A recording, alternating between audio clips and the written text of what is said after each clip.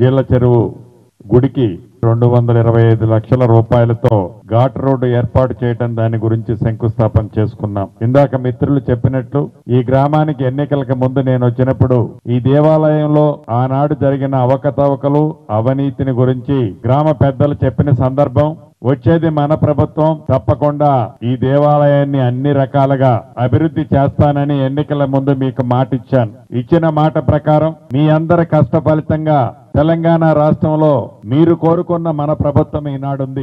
ఈ ప్రభుత్వం అంటే పేదోడి కష్టాల్లో పాలు పంచుకునే ప్రభుత్వం, పేదోడికి అండగా ఉండే ప్రభుత్వం, ఎచ్చులకు పోని ప్రభుత్వం, చెయ్యగలిగే పనిని తప్పకుండా చేసి పేదోడికి అందించాలని తాపత్రయపడే ప్రభుత్వం. దాంట్లో భాగంగా గౌరవ ముఖ్యమంత్రి రేవంత్ రెడ్డి గారి నాయకత్వంలోని ఈ ప్రభుత్వం మీరు పేదవాడు కోరుకునే ప్రతి కార్యక్రమాన్ని పేదవాడికి అందించాలని తాపత్రయపడుతూ ఆనాటి 10 సంవత్సరాల దొరల పరిపాలనలో ఈ తెలంగాణ రాష్ట్రం ఏదైతే పోగొట్టుకుందో, ఏ పేదవాడు తెలంగాణ రాష్ట్రం వస్తే మా బ్రతుకులు బాగుపడతాయని ఆనాడు కష్టపడి పనిచేశాడో పేదవాడు బ్రతుకులైతే బాగుపడలేదు. కానీ ఆ దొరవారి సామ్రాజ్యాన్ని బాగు చేసుకునే దాంట్లో తాపత్రయపడి పేదవాడిని అన్ని రకాలుగా కొల్లగొట్టి పేదవాడి ఆశలు ఆ గోదావరిలో కలిపిన మహానుభావుడు ఆనాటి ప్రభుత్వ పెద్దలు.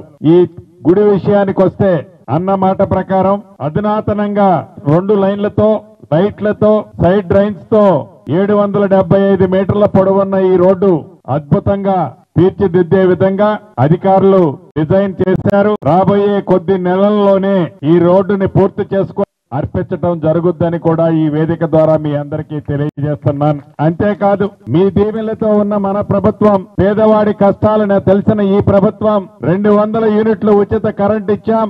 ఆడబిడ్డలకు 500 రూపాయలకే గ్యాస్ మద్దిచ్చాం.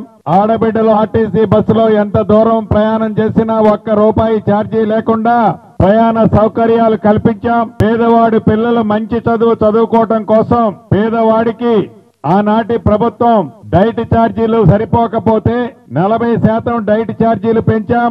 హాస్టల్లో చదువుకునే పేదవాడి పిల్లలకి కాస్మెటిక్ ఛార్జీలు 200% పెంచాం. మొన్న ఉగాది నుంచి పెద్దోళ్లు తినే సన్న బియ్యం పేదవాళ్ళందరికీ మీ ప్రభుత్వం ఈనాడు ఇచ్చుకుంటుంది.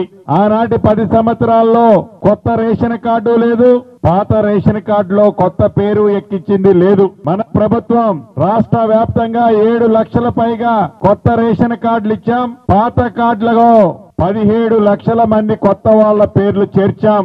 ఉదాహరణకి జీళ్ల చెరువు గ్రామంలోనే 120 కొత్త కార్డులు ఇచ్చాం.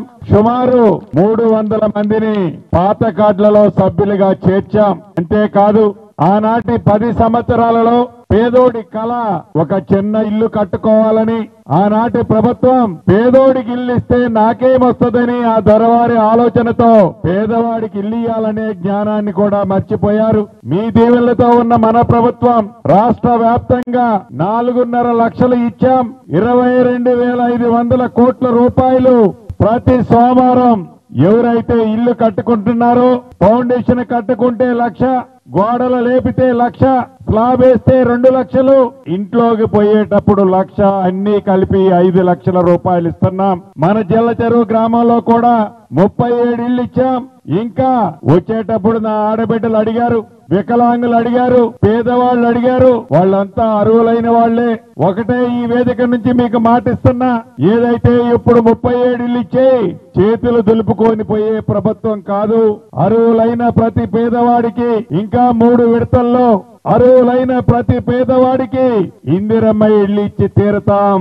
ఒక్క జీళ్ల చెరువు గ్రామంలోనే కాదు, ఒక్క కూసుమంచి మండలంలోనే కాదు, పాలేరు నియోజకవర్గమే కాదు, ఖమ్మం జిల్లానే కాదు, రాష్ట్ర వ్యాప్తంగా అర్హులైన ప్రతి పేదవాడికి గౌరవ ముఖ్యమంత్రి రేవంత్ రెడ్డి గారి నాయకత్వంలోని మన ప్రభుత్వం తప్పకుండా 5 లక్షల రూపాయలతో ఇందిరమ్మ ఇళ్లు ఇస్తుందని కూడా ఈ వేదిక ద్వారా మీకు తెలియజేస్తున్నాను. అంతేకాదు ఏవైతే ఇన్ని మంచి కార్యక్రమాలు చేసే ఈ ప్రభుత్వాన్ని రాబోయే రోజుల్లో ఈ ప్రేమ అభిమానంతో ఆశీర్వదించాలి, దీవించాలి.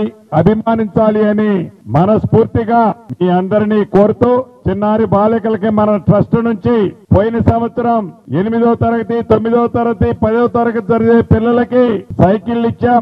ఈ సంవత్సరం 7వ తరగతి నుంచి 8వ తరగతికి వచ్చిన పిల్లలకి నియోజకవర్గం అంతా సైకిల్ ఇచ్చాం.